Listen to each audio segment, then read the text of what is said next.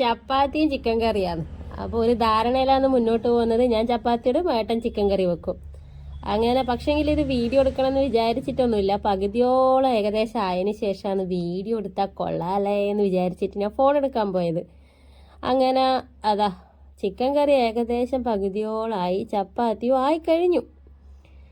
എല്ലാവരും ലൈക്ക് അടിച്ച് സബ്സ്ക്രൈബ് ചെയ്യണേ. ഇനി നമ്മളെ കഥയിലേക്ക് വരാലോ. എന്ത് കഥ?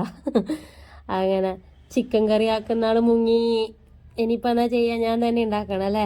അങ്ങനെ ചപ്പാത്തി ചുട്ട് ഏകദേശം തീരാനായി. അന്നേരം ഞാൻ ചിക്കൻ കറി ഒന്ന് ടേസ്റ്റ് ചെയ്തു. ചിക്കൻ കറി എന്തുണ്ടെന്ന് ഞാൻ പറയാം കേട്ടോ. അതിനിടയിൽ അമ്മ ചക്കയല്ല കപ്പൊക്കെ മുറിച്ചു കൊണ്ടുവന്നിട്ടുണ്ട്. ആമീനോട് പറഞ്ഞ്, എടീ കഴിച്ചോ, നല്ല സുന്ദരിയാവും, കഴിച്ചോ. ഭാഗ്യത്തിന് ആമിയൊന്നും പറഞ്ഞിട്ടില്ല. പിന്നെന്തേ അമ്മ സുന്ദരി ആവാഞ്ഞെന്നൊന്നും ചോദിക്കാഞ്ഞത് ഭാഗ്യമായി കേട്ടോ. അങ്ങനെ നമ്മൾ ബാക്കിയുള്ള പരിപാടി. ഞാനെന്തിനാ തേങ്ങ ചിരവുന്നതെന്നറിയാം. ഞാൻ നേരത്തെ പറഞ്ഞില്ലേ ചിക്കൻ കറീൻ്റെ കാര്യം. ടേസ്റ്റ് എല്ലാം അടിപൊളിയാണ്, പക്ഷെ നല്ല എരിവ് പിള്ളേർ കൂട്ടൂല. അപ്പം പിന്നെ കുറച്ച് തേങ്ങാപ്പാലെല്ലാം ഒഴിച്ച് കറി ഒന്നും കൂടി ഉഷാറാക്കി. അപ്പോഴേക്കും കറി അടിപൊളിയായിരുന്നു. അന്നേരം പറയും, ഞാനല്ലേ തുടക്കം കുറിച്ച്, പിന്നെ അങ്ങനെയല്ലാണ്ട് എടുക്കുക. ഇത് ഫോട്ടോഷൂട്ടിന് മാത്രം വെച്ച സംഭവം. അത് കഴിഞ്ഞ് നമ്മൾ എങ്ങനെ കഴിക്കുക, എല്ലാം അതിലോട്ടങ്ങ് കമത്തും, അത്ര തന്നെ.